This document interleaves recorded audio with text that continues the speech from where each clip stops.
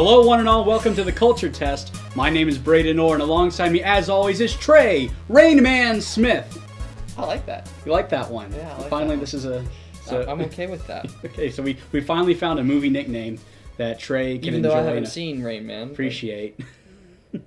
Anyways, Well, I got it for Christmas, so you can borrow it. Well, yeah, that and 500 That other Looper movies and every other movie that I say, yeah, you can borrow that, and then you leave it here because Trey has said he's going to borrow probably about 10 movies every time he comes over here. At least 15. And yeah, probably. And he always leaves without actually borrowing them. I either forget it or something. Yeah, always in a rush, always moving. So Trey, what have you been up to this week? Yeah, so job hunt is going well. I've had a little bit more activity on that, so things are moving great there. So I'm getting a little bit more movement, which is to say that I actually have movement compared to being static. So I take that as a plus. Gonna have a big LAN party tomorrow down in Southern, so get to see what they have. Never been to Southern, so who knows? Should be very entertaining, I suppose. Yeah. You know, I mean, I'm not much of the. I play video games. I play a good bit of video games, but I don't usually do the online or the big gaming party type. Yeah, this will probably be my second or third LAN party, and the biggest LAN party that I've been a part of. Apparently, they really like League of Legends down there. So I think a lot of people like League of Legends. Yeah, so this, I'll give a review of the game next week. I actually like Dota 2 a lot more, just from what I've seen. I like the art style in Dota 2 a little bit more. Granted, they're very, very, very similar, but from what I've seen, League of Legends is a little bit more cartoony compared to Dota 2.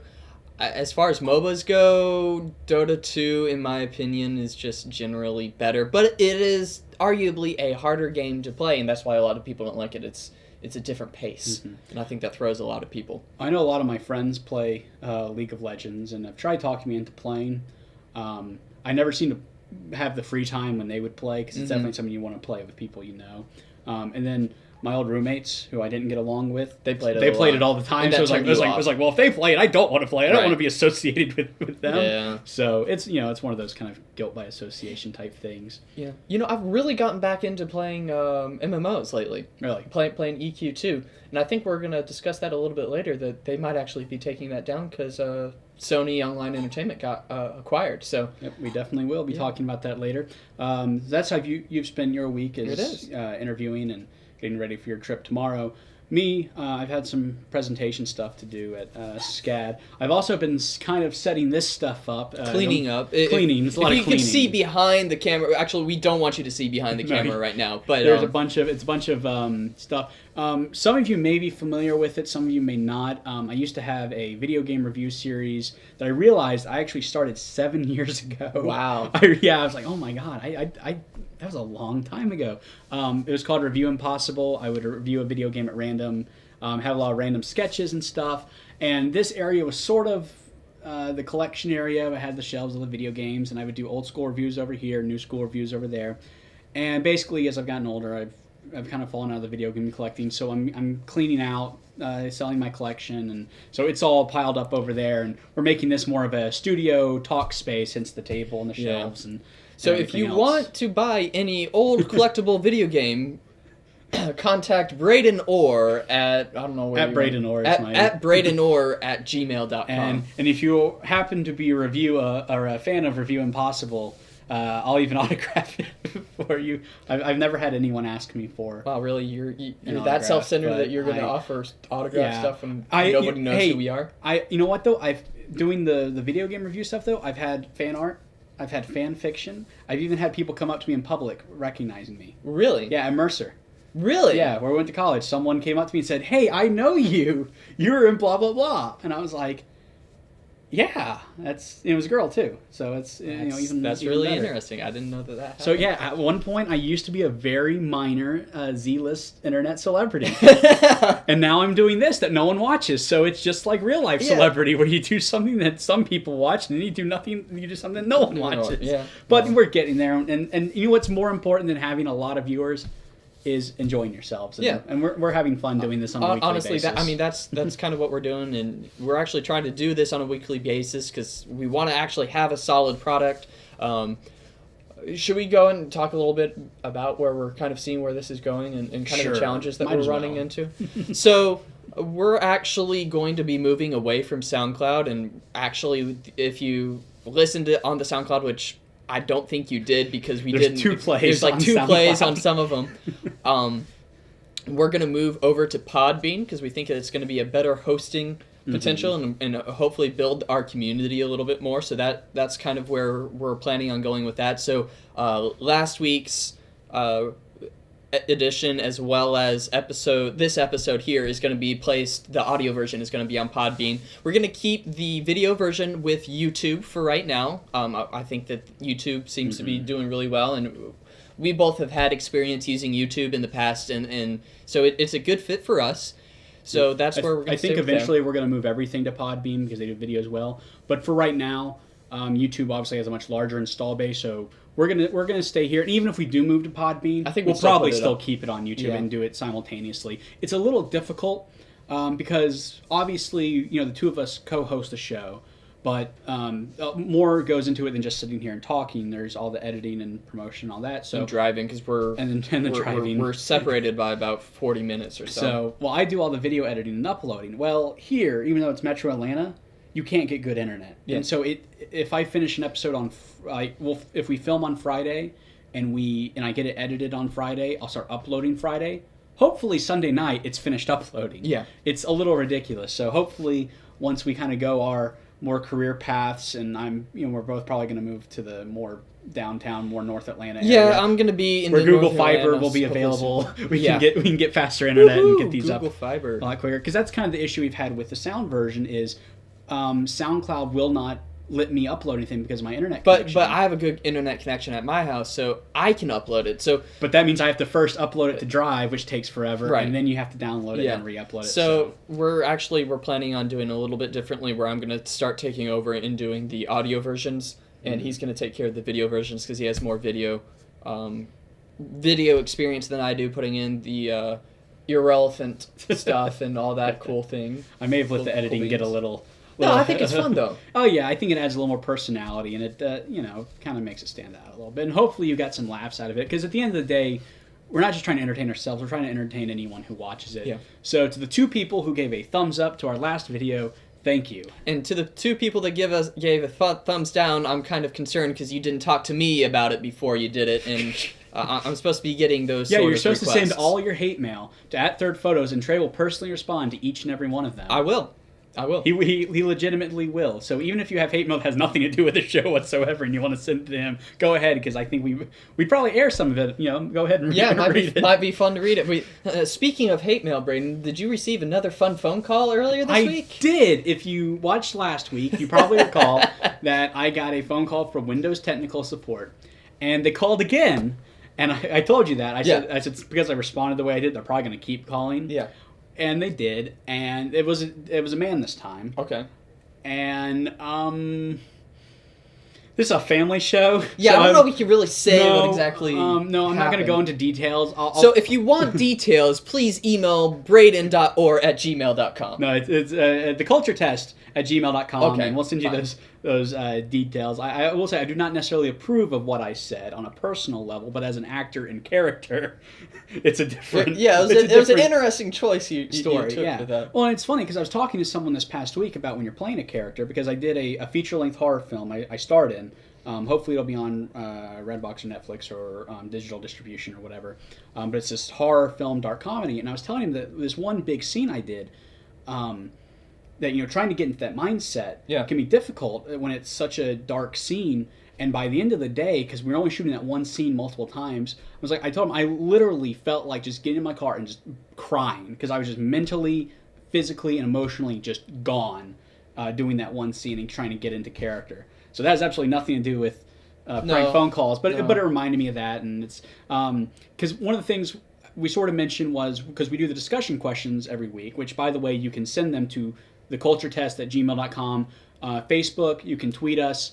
You can send private messages on any website that we're on. Or Twitter.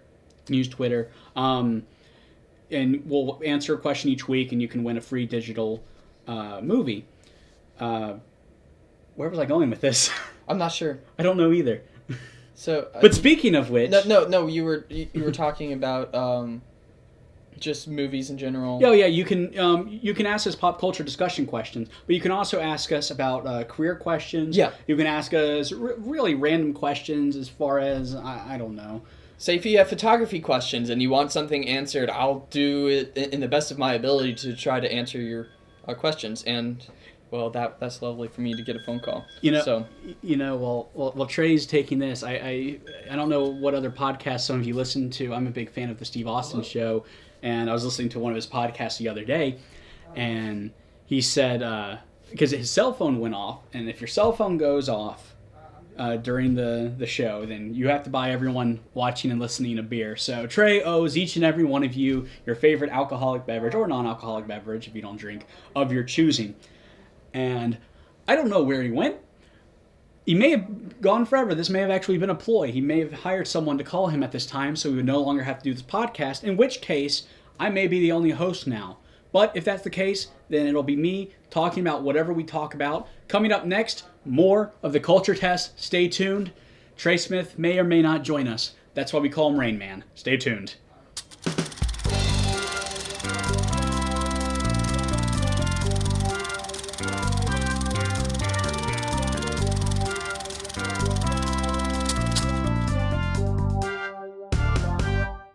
Couldn't make it to my car in time. Yeah, so we're back. This is reel to reel. I chased down Trey and dragged him back here so he could join me. No, not really. Actually, it was another Indian phone call. That's two that I had in the past 30 minutes, I think. Because I had one right before we started filming, and then I got this one right in the middle of us filming. But it's not the Windows technical support. No, it's not Windows technical support. It's people calling me for job positions, but they want like contract or something I'm just not interested in. Or do you want the career change? No, I don't want a career change, and no, I don't want a contract position. So reel to reel is where we talk about movies. Anyways, yeah. So this is a good time to just flash a big ol' "That's irrelevant." Okay. Because that's exactly what all this is. Whatever. But what's not irrelevant to movie talk is upcoming science fiction film Chappie. Now, have you seen the original trailer for Chappie? I did see the original trailer. Actually, I think I saw it in... I think they played it in The Hobbit. Really? Yeah. Or I saw it somewhere because I know it was on the big screen. Because I'm like, oh, that actually looks pretty interesting. Because, you watch it as, an actual critic for like 30 seconds and then you look over to the next person and you're like, yeah, I want to see that movie. Or, no, that movie sucked. But what we always do is at the end of the trailer, we either go thumbs up or thumbs down. Or sometimes thumb in the middle of like, maybe it's not my type of movie, but it doesn't look terrible. Yeah. Chappie, I was like, oh, this looks interesting. And not necessarily a new idea, but it's a new way to show those ideas. Yeah. Taking the, kind of the wild animal into civilization, the, father figure type story. It looks like District. But with this science fiction. Yeah, and then, obviously it's Blomkamp, same director and writer. And I like his films because he does science fiction a little bit differently. Mm-hmm. It goes a little bit deeper than science fiction today. You look at science fiction of the past, it was always a lot deeper and it was always social commentary. It reminds me of Planet of the Apes, actually. Yeah, I could see that. In the depth, in the way that they actually develop, the way that he develops his characters is similar to that. Yeah, science fiction has kind of gone a decent direction recently, where it's starting to get a little more into the social commentary instead of just big things go boom. There's still a lot of films like that. I mean, you have Avatar, for example. They were saying there was a whole thing that was talking about Native Americans and how U.S. I mean, granted, I don't necessarily agree with that, even though that probably was a point. But that was a huge topic that people were talking about. Well, the whole film any way you stand on that. Well, the whole film is Dances with Wolves, so I mean that's probably why. Yeah, because it's the exact same story. But you get what I'm saying, right? That and all that notwithstanding, it stands out as being something that's different, which I always appreciate. Chappie, that is. Yeah, until the new TV spots they've started running, which it no longer looks like a slower paced thinking type science fiction film. Instead, it looks like Transformers. or perhaps the reboot of RoboCop, which was not a bad film at all, but it's not what this film is supposed to be. It was similar to the post-apocalyptic scenes that were in the third Hunger Games. Mm-hmm. It had that sort of look to it as well. Even the littlest things changed. Like the first trailer, you have a font that's like kind of a computer type text font. This one became this kind of more action style font that was more like and it had like Edge of Tomorrow, like the font used for that, which is a small thing, but it's those little details that is that the direction that the movie's going? You begin to question it, which I think that's the point of the article that you were getting this from. Yeah, there was an article in Paste magazine that discussed this. And shout out to Paste. Woohoo! So thanks, Tim, for giving me a job for those 2 years at Mercer. But anyways, because I saw the TV spot and I was like, that looks a little. I didn't think much of it because TV spots that are short tend to focus on different things. But this one is such a completely different tonal shift that you start to wonder if the film itself is taking that tonal shift, because you can do a lot of different things in editing. Look at Annie Hall. It was originally a murder mystery, but the film we got was nowhere close to a murder mystery because the editing, it was a good thing in that case. But here, perhaps it's a marketing ploy to get that demographic that'll see the big action film, but not necessarily. But they're going to come out of it disappointed. Yeah, that very well could happen. If it stays that way, because you have this action genre, folks, and then if anything, for example, when Inception came out, I was going into it expecting it to be very cerebral and all this, but what they were showing in the trailers were the big sort of action scenes that they had in that movie. If you were going to see that movie for the action scenes, you would be bored out of your mind because for a lot of it, yeah. Yeah, for a good hour and a half, you don't even see any of that. Well, I guess in the beginning it starts out pretty action, but there are the long stretches. You have some large stretches where it's a lot of commentary. You have a lot of character development that's going on, and that's the aspect of the movie that I really liked because it really brought this whole mind-bending thing into it. Same thing with Interstellar, I think. I think this film, it could very well be an in-between, where perhaps, because obviously the stuff in the trailer wasn't shot specifically for the trailer. Right. It's stuff that is in the film. So I think it's going to be between the two, where it's not going to be solely thinking man's film. There will be a lot of action in it too, but I don't think it's going to be nonstop balls to the wall action either. I think it's probably, and this isn't a bad thing, it's going to be closer to Edge of Tomorrow, which was one District of the 9. Or District 9, which is again Blomkamp film. I'm just comparing it to Edge of Tomorrow because it's a more recent film, and the trailer kind of reminded me of it because it was a trailer that was very here's all the action, but you actually watch the film and there's some really good action in it. I mean, some fantastic action, but there's a lot of depth to it. There's a lot of humor in it. It's one of the most original, fresh sci-fi films I've seen in a while, especially for a big-budget film with Tom Cruise. It blew me away how actually good it was. And I'm feeling like this is going to be more in tone where it's a happy medium between the action, the suspense, and the character development as well, which is a good thing. But I don't think the trailers really show that. The first one does it better because at least you see the Thinking Man and the action.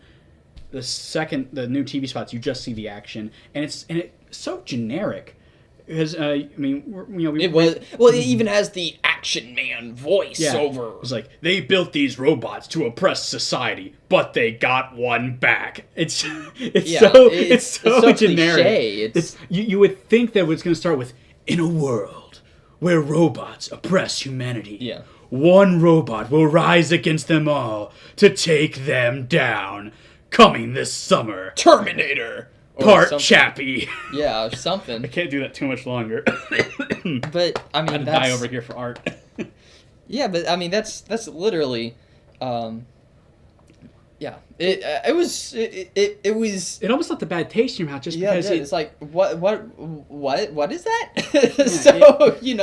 Yeah, it takes something that it looks, obviously we haven't seen the film, so we can't say, oh yeah, it's going to be a really fresh, original, new idea. It very well could be. We just don't know. But from what we've seen, what we expect, the new spots look completely different tone. And frankly, it makes me not really want to go see the film in theaters. It makes me like, I'll wait till a red box. Yeah. And I don't think that's really what they want either. Now, that being said, I don't fit in the big action movie demographic either. You're most definitely... You definitely have the more... let's go with the more educated man's view of film. Yeah, so coming up, more of the culture test. Stay tuned.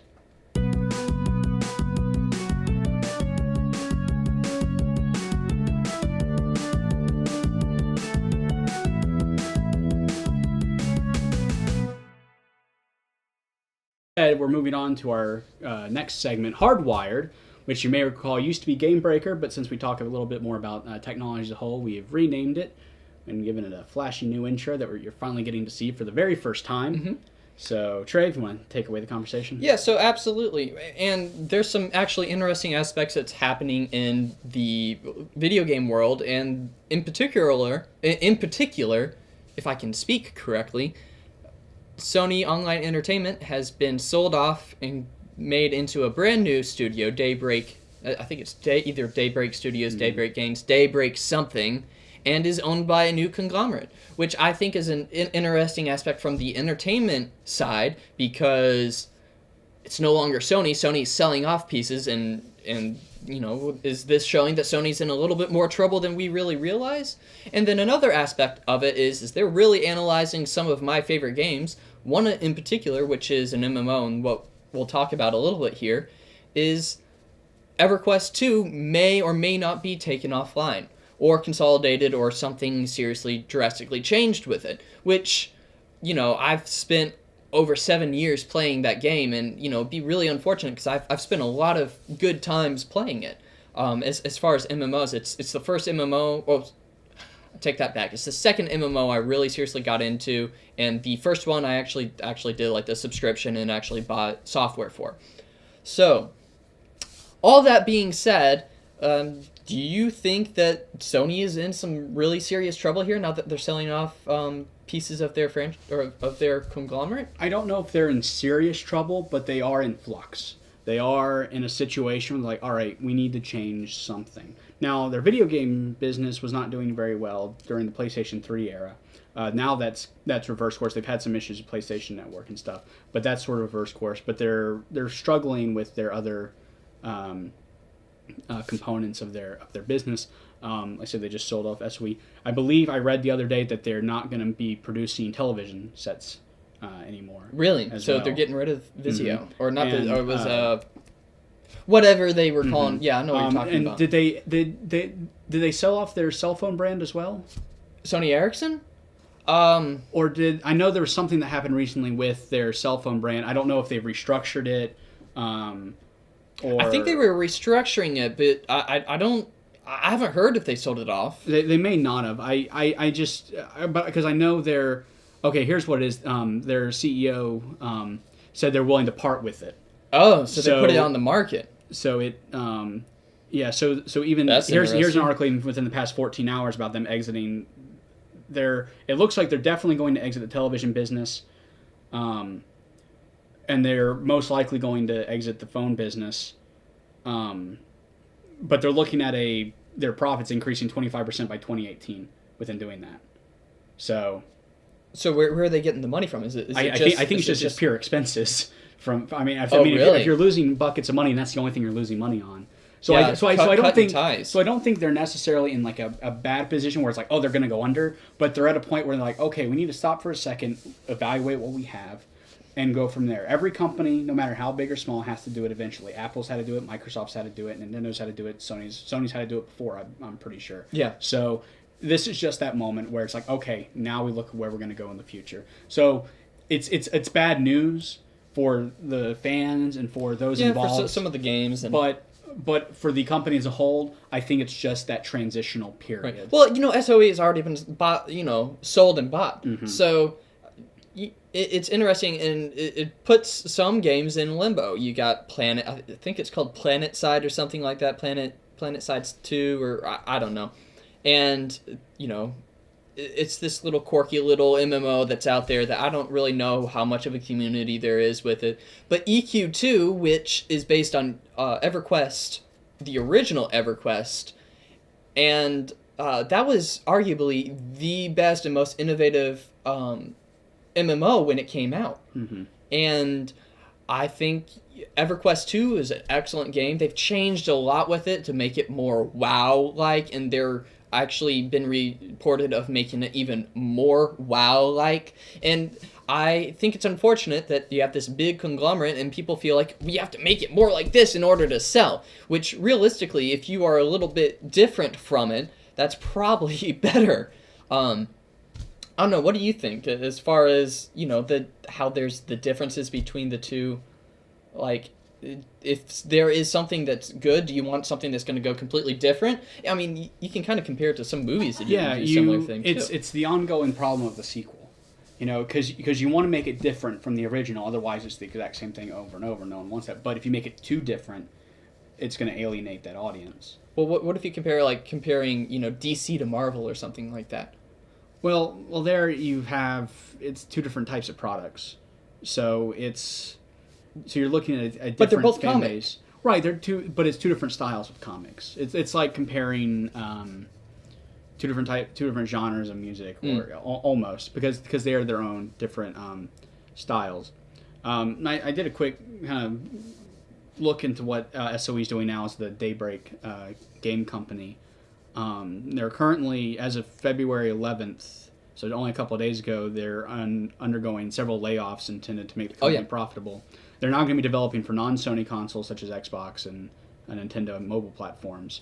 So they're definitely no longer Sony. I'm not sure what they're going exactly to get rid of as far as what's in. Yeah, and that's probably not going to be determined till the end of the year. It's seeing if EQ2 is still a profitable franchise for them to continue with. But regardless, they've already announced they're going to be doing EverQuest Next for Windows and PlayStation 4. Yeah. So even if they don't keep EQ2, the franchise itself will still be. There's still talk right now around. that EverQuest Next is actually in flux as well. And the challenge with that, though, is you have people that have already bought into beta versions of it.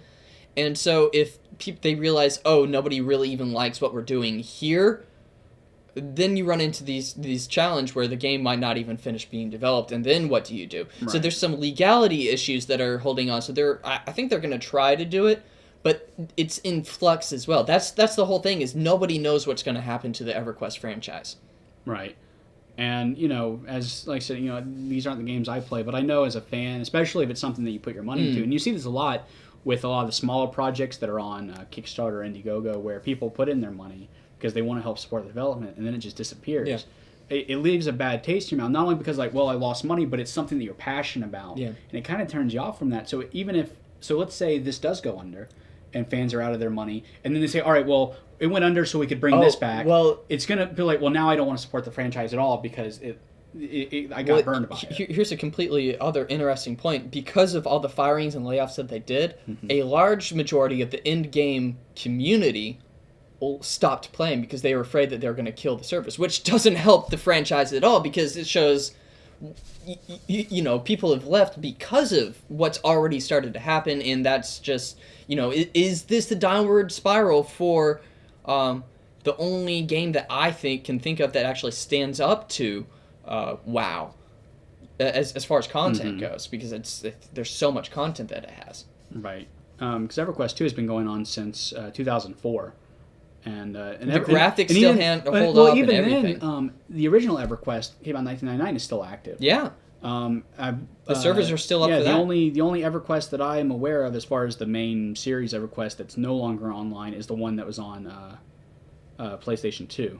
Right. Since obviously PlayStation 2 online service has been gone for a while now. But even then, that didn't close until 2012. Yeah. So, there's longevity here. So, I don't think they're going to get rid of it because it's a proven moneymaker, and I would hope they don't. Yeah. And certainly they have plans for the franchise. But when you have a company in flux that's trying to become profitable, weird decisions are made sometimes for only the short term when they should be long term. Yeah. And then sometimes long-term decisions that affect the short term that don't look like they're very smart decisions until you see them in hindsight long term. So kind of like the whole Yahoo situation, that they're trying to rebrand the entire company, which I've read some articles on that, and that's an interesting. That's a completely different thing. But as far as rebranding goes, Yahoo's going through a whole phase of that as well.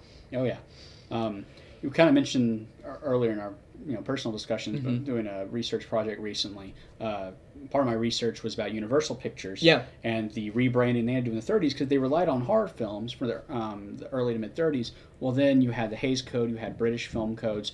They could no longer do a horror film because of the way these codes would be enacted. So they tried other things, basically bankrupted the company. The Limley Carl Limley and Carl Limley Jr. were ousted the company. So now what you have in a lot of these trade papers that I've been researching is how they're trying to make the company profitable, what they're doing to expand their business, try new things, and that's what we're seeing here. So this isn't a new thing, whether it's Sony, whether it's Daybreak, whatever. All the companies are going to try to remain profitable. Right. They just sometimes have to make these really tough, difficult decisions. And it's interesting to see how things are, at least from a current standpoint. How are things going to shake out in the end? And maybe give us some of your thoughts. What do you think are some games that are in flux, or maybe a series that you really love that got discontinued? For example, Freelancer, but the Soul sequel for that. I say that because it's made by the same guy, and I think they were trying to do what they wanted Freelancer to be. Is going to come out, but give some of your thoughts about what you think of different sequels in different games, or maybe even movies that you think that should be continued. You can leave us an email at theculturetest@gmail.com. If you think that WoW is a fantastic game and way better than EverQuest, you can send all of your hate mail to @thirdphotos, and Trey will personally respond to each and every one of them. Coming up, our Q&A segment. We answer your questions, so stay tuned.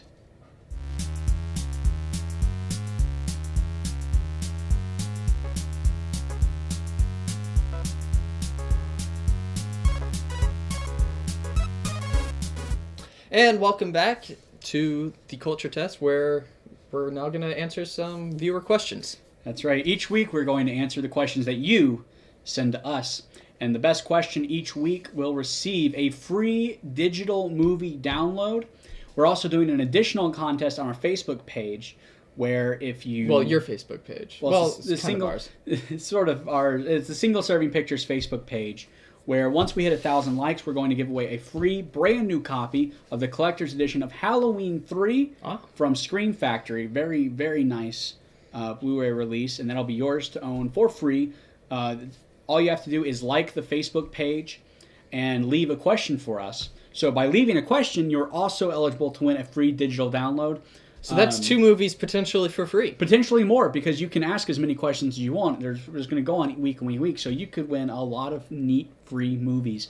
Do keep in mind, however, that while anyone is open to ask questions, have them answered, and win the digital copy, the Blu-ray copy to the Facebook contest winner must be within the continental U.S. for shipping purposes.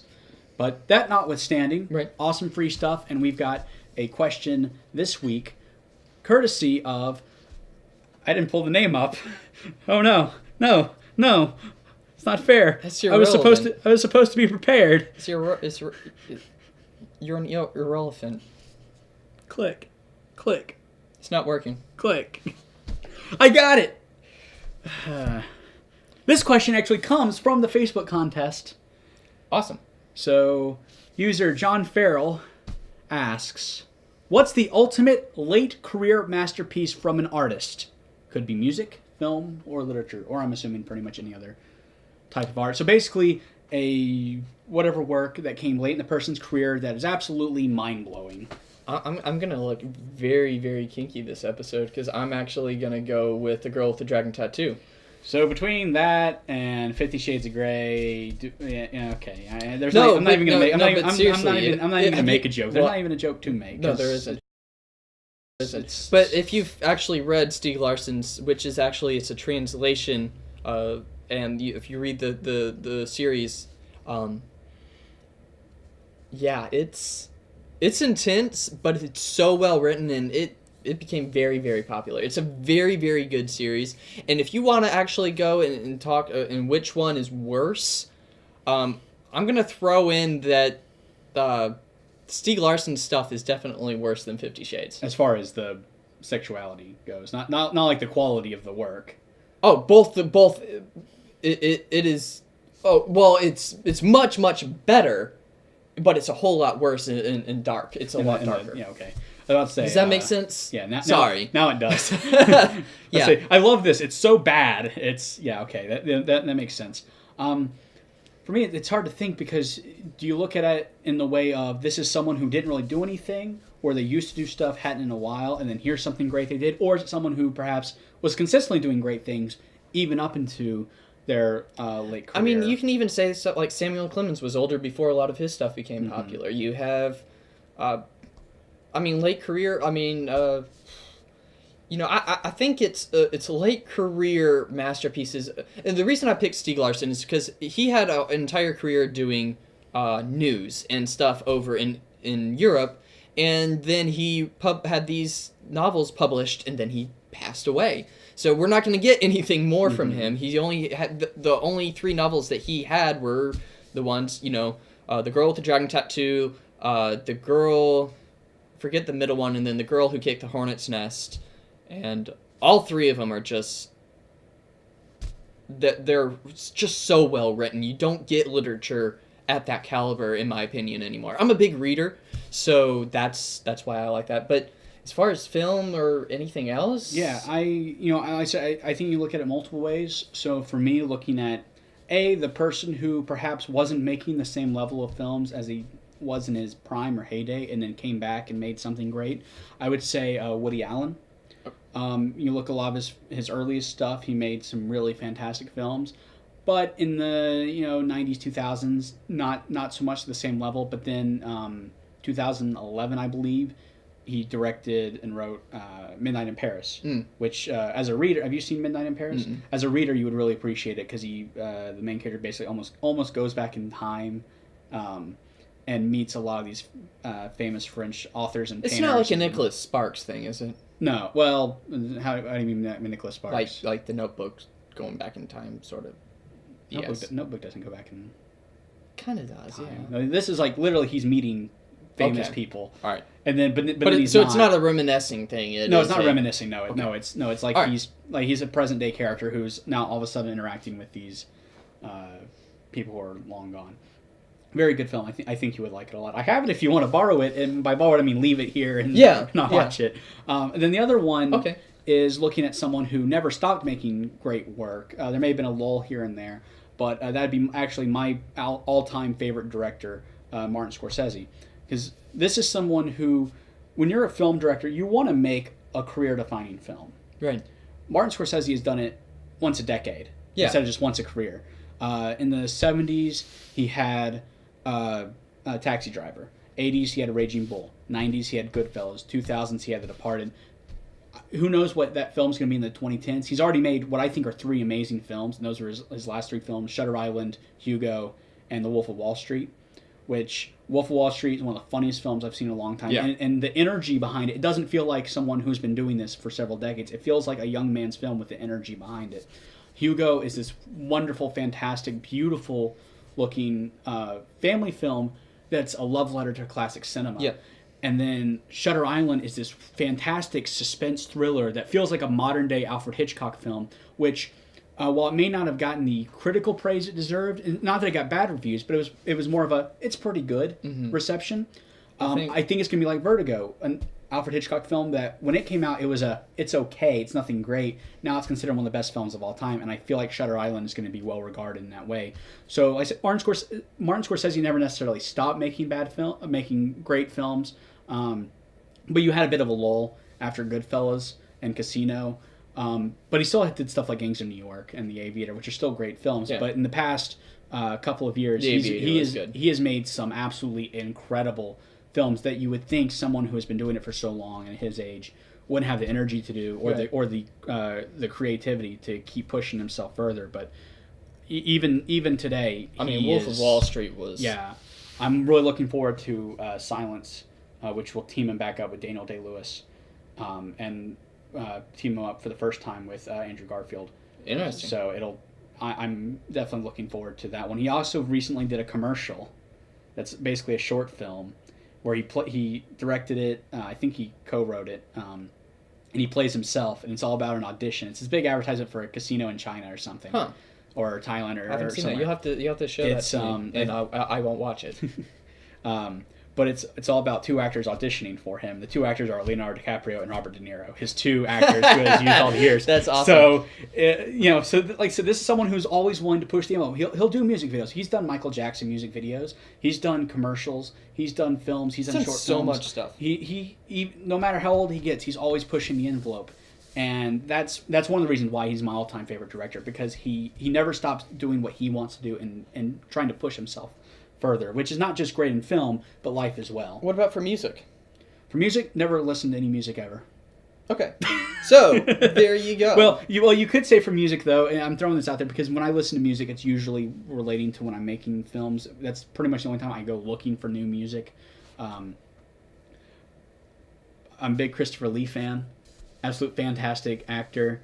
And just, he is such a man's man. He is incredible. I mean, he's the real life inspiration for James Bond. Yeah, he's played a James Bond villain. Yeah, he's been Dracula. He's been the Frankenstein monster. He's been the Mummy. He's been who in Lord of the Rings. He was Saruman. Saruman. He Count Dooku in Star Wars. He is the ultimate bad guy, the ultimate man's man. He knows multiple ways to kill a man. Oh, absolutely. You can just go on for hours about how much you love Christopher Lee. He recently turned, I believe, 92, and to celebrate his last couple of birthdays, he's released a brand new heavy metal album. Heavy metal, folks. And it's not just anything. The albums are about King Charlemagne, who he's related to. I mean, you can't get any more just awesome than that. Yeah. And they're not bad. I'm not a big heavy metal fan. But they're pretty cool. So that's that's his late career masterpiece. All of a sudden doing heavy metal music at the age of 92. So if you think you've gotten too old to do anything, if Christopher Lee can make heavy metal at 92, you can do anything. Yeah. So if you're older than 25 and you're actually watching this, realize that you can still do anything with your life. Take it from us. We know so much about life. Because we know so much about life here at 23. Are you 23? I'm 23. I'm not 23 yet. Oh, I'm 22 shit. still. Sorry.